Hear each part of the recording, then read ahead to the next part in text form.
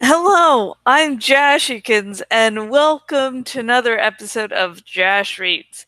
Tonight, we will continue with Animorphs number 4, The Message.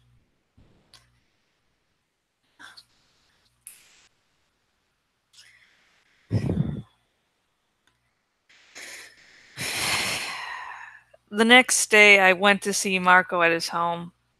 He and his dad live in a garden apartment complex, one of the older ones, on the far side of the big neighborhood where Jake and Rachel both live. I'd only been over there a couple times. I think Marco is kind of embarrassed because he doesn't have much money. He used to live in a house just down the street from Jake, but that was when his mother was still alive and before his father had a breakdown and quit his job. I knocked on the door. From inside, I heard Marco's voice. Dad, there's someone at the door. Put on your bathrobe, okay? There was a delay, and then the door opened. Marco looked annoyed. Cassie, what are you doing here? I wanted to talk to you. To me, what about? About yesterday, I said. He hesitated. Look, I'm spending the day with my dad, okay? We're thinking maybe we'll, do something together. That's good, I said. Over Marco's shoulder, I could see his father. He was wearing a bathrobe and sitting on the couch. He was staring at the TV. That was normal for any dad, I guess, on a weekend morning. But I had the feeling that Marco's dad was always sitting right there in front of the TV. Look, Marco, I just want to talk for a minute. Can I come in? No, no, he said hastily. He stepped outside onto the concrete breezeway. Down below us was a swimming pool. It was drained and closed. Leaves covered the bottom. Marco, I wanted to talk to you about yesterday. What about it? You could have been killed. It would have been my fault. This whole mission was my idea. Jake asked me if we should do it, and I said yes. Marco rolled his eyes. That's it? Look, it wasn't your fault. It's this whole thing we're doing, this whole Animorph thing. I mean, it's been dangerous right from the start. It's insanely dangerous. What else is new? I shrugged. What's new, I guess, is that other times it was always someone else's idea. Oh, I get it. You don't like responsibility? I winced. Was that it? Was I afraid of taking responsibility? I don't want to get my friends killed. And let me assure you, your friends don't want to killed either, Marco said with a laugh. I am completely opposed to getting killed. He grew serious, even sad. But you know what? Sometimes bad things happen. That's the way it is. I leaned against the rail, looking down at the dismal, empty pool. I see things die all the time, I said. Animals, I mean. Sometimes you can't save them. Sometimes we even have to put them down, and they're suffering. But my dad makes those decisions, not me. He's the vet. I'm just his assistant. Look, here I am, all alive, Marco said, tapping his chest. Get over it. I didn't have to go. It was my choice. Were you scared? For a while he didn't answer. He just came over and leaned on the railing beside me. I'm scared all the time now, Cassie, he said at last. I'm scared to fight the Urks, and I'm scared of what will happen if I don't. I look at Tobias, and what happened to him scares me to death. What if I get stuck in Morph someday? And most of all, I am scared of him. I didn't have to ask who Marco meant by him. Fisher 3. That first time in the construction site, when he murdered the Andalite. Marco made a twisted smile. I see that in my head every day. And the Yerk pool. He shook his head. That's something I would like to forget, too. Yes, I agreed. There has been a lot of fear. So was I afraid yesterday? Bet on it. I was scared plenty. It was like, man, it's not bad enough we have to fight Hork-Bajir and Toxins and Visher 3. We also have to fight sharks? Sharks? He laughed, and hearing him brought the laughter out of me. We both just stood there and giggled like idiots for a few minutes. It was that laughter you get after something really tense has happened. Relief laughter. We're still alive laughter. Um, by the way, I was going to wait until everyone at the same time, Marco said. But I think we have a problem. What problem? It was in the newspaper this morning, 2 stories. One is about this guy who's going to be looking for some supposedly lost treasure ship off the coast. The other was a story about some big marine biologist guy who has a ship and is going to be doing some underwater exploration off our coast. Yes. So? So all of a sudden, our nearby ocean seems to be very interesting to people. Treasure hunters and an underwater exploration at the same time? Controllers? He nodded. I think so. I think it's all cover story to explain why 2 ships will be out there with lots of divers in the water. I think it's them, all right. And I think they're looking for the same thing you're looking for. I felt weak. The image the whale had given me surfaced in my mind, and the faint cry in my dreams. The cry for help. I can't ask anyone to go out there again, I whispered. This time we might not be so lucky. Marco looked uncomfortable. Cassie, you know how I feel about all this. I think we have to take care of ourselves first, and our own families. He glanced back at his apartment door. On the other hand, I guess after what the Andalite did for us, I wouldn't feel like much of a human being if I didn't try to save whoever is out there. I don't know who's out there, I said. I don't know if it's even real. But you think it's an Andalite? I think it is. Marco, I don't know. If someone gets hurt, killed, just because I have these dreams, I can't make that kind of decision.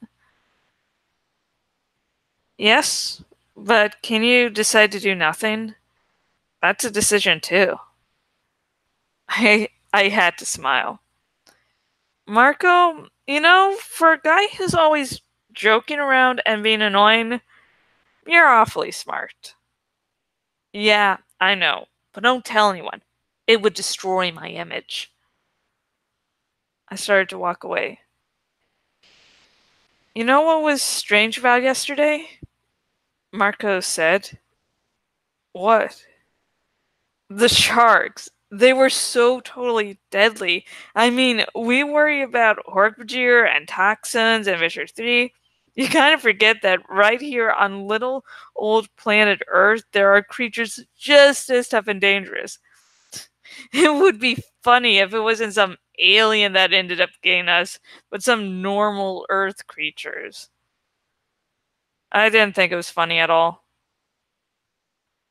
Marco grinned at my stone face. Okay, not funny haha. More like funny weird. And that's the end of that chapter. And this chapter has brought to light the fact that Cassie fears responsibility. She doesn't mind risking her life. She doesn't mind fighting the war, but she doesn't like the idea of, the responsibility being on her shoulders.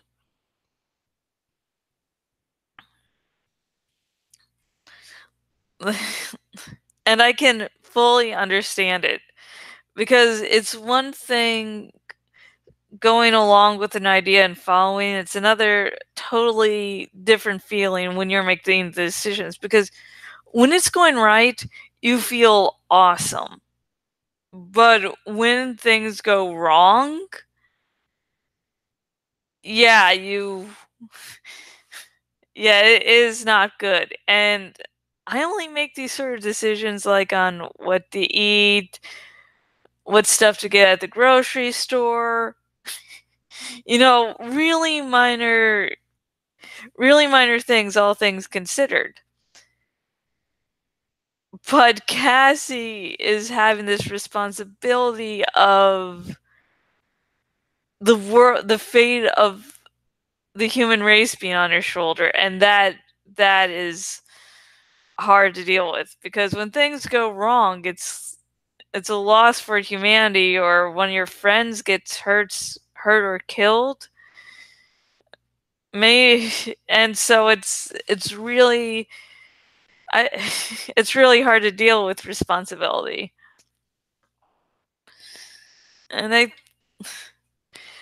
on a very fangirly note, I know it's my channel, so I guess I can get a little fangirly at least from time to time. But I'm a multi-shipping whore, I like to call myself. I ship a bunch of conflicting ships, so I don't really tend to have any no TPs.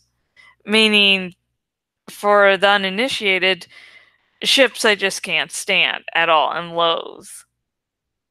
And one of the ships I like is Cassie and Marco. And this chapter is really a huge reason why I ship the pair. Because Marco is able to open up to Cassie. And Cassie opening up to Marco is sort of one thing, but Marco opening up to Cassie is a totally different thing. As he says, he's got an image to protect. So yeah. If you would like to discuss this chapter with me, please comment down below. Remember, no major spoilers. I'm hoping people that have never heard of the Animorphs series before find these videos and get into the series because of them, so I really don't need any major spoilers talked about. But if you do want to talk spoilers, and you're watching on the YouTubes, there is a link in the description to my Tumblr Askbox, and let's talk Animorphs all day and night. Tell me your crazy fan theories,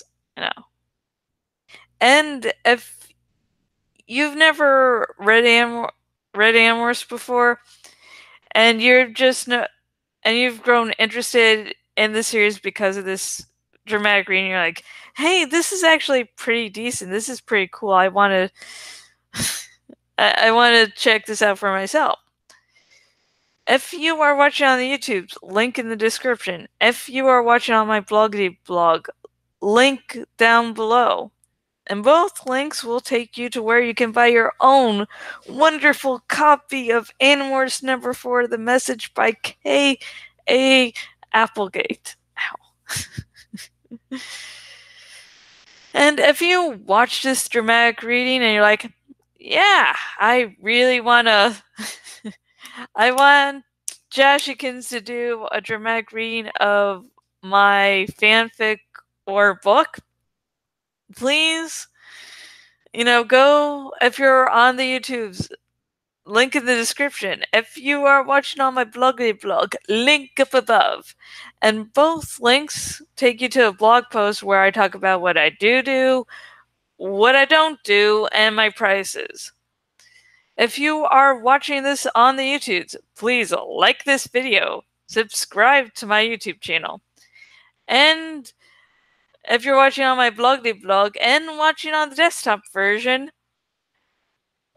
find wherever the fuck the sidebar thingamajig has gone, and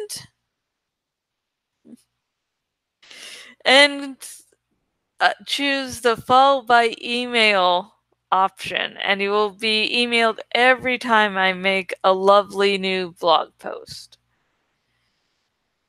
Okay, that's that. So the real life segment. Last video, I admit that went on a little long. Probably need to make a few videos clarifying the theory. Well,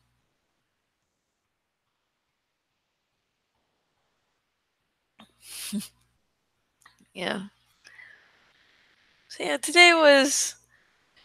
filming days tend to be both relaxing and a little bit chaotic than other days. I practice earlier in the day, and I get those done as quickly as I can, while still actually practicing. There's still practicing going on. I just don't read all the way through once and go, yeah, that's it, that's good. And then I have a lot of hours of the day to just relax, be social, deal with actual life without worrying, oh, I need to get this done or that done for the vlog. Yeah, it's real. But at the same time, the actual recording is when things can get chaotic, because I need to get one out right after the other, one after the other. So yeah, then it's the posting the links. So it's relaxing and chaotic at the same time. And yeah, I had to help clean part of the house, which usually I'm the big cleaner of, the relationship, especially now as my fiance is in more pain than usual and will need to get through surgery. So, I'm doing even more things around the house than I usually do. Even making, if he needs, my help, I need to be there too. And so after the surgery, it's going to be even more fun for the both of us. And by fun for the both of us, I mean it will be a living hellhole, because he'll have surgery, then I think it's like 4 to 6 weeks recovery.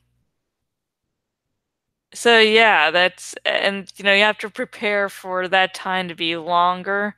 And I've actually been delaying my own medical stuff because I'm so worried about him. And I don't want my stuff to be interfering with him, even though I probably should be, seeing a doctor or two. I just really, really am worried to death about him. And he's like, no, you need to focus on yourself too. I'm like, okay. And then I, totally ignore that. I know, don't worry, folks, if anything really, really bad was happening to me and I needed medical attention, I would get it.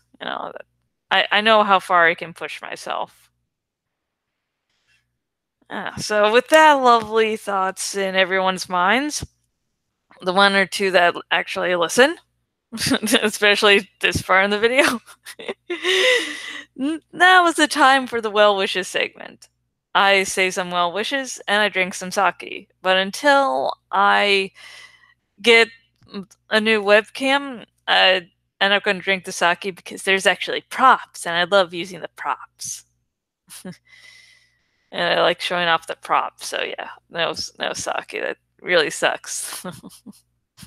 Sucks. Like these days of the Monday and Friday are, we're assured to be sake drinking days, and now there's more important things going on. But yeah, I'll be drinking water. And you can join in this segment in 2 ways. One, you can submit your own well wish. Just comment down below, and next episode, well wishes will be read.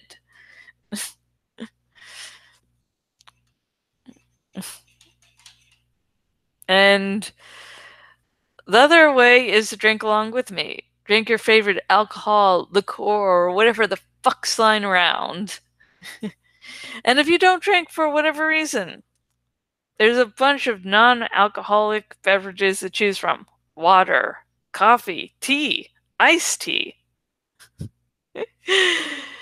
So yeah. And no one submitted any well wishes for this episode. So I'll make up some of my own. First, as always, I hope everyone is doing good mentally and physically because no one needs to deal with medical bullshit. I hope the chaos in the house, calms down. I hope when mom comes to visit soon, like this weekend soon, things go well. Going to also hopefully do some little bit of wedding planning, so hopefully that goes well. Hopefully, oh yeah, another well wish. I hope dad doesn't interfere with the wedding until I get everything grounded beforehand, because my dad is the sort of person that will try to make my big day all about him. He won't really understand that. Yeah, Dad, this day isn't about you. This is about me and my love for my husband. Uh, no, okay. We, uh, he's on disability. I'm on SSI. So we can't actually be legally married. So when I switch from fiance to husband, that's why we're married. We consider ourselves married. So yeah, can never be in a legal document. So yeah, that's why I switched from fiance to husband. If you have ever wondered that. It's like, is she dating two guys? Yeah. But yeah. And hope that Rev Resner's surgery goes well, because I am really worried about him. I really only have two modes about caring about a person. Either I just won't care, like, okay, you're fine, I believe you're fine, or I think you're dying. There is really no in between for me. So yeah, him being in more pain than usual, yeah, it's hectic. I hate loving people, actually. This is the bad part. Okay, let's drink on that note.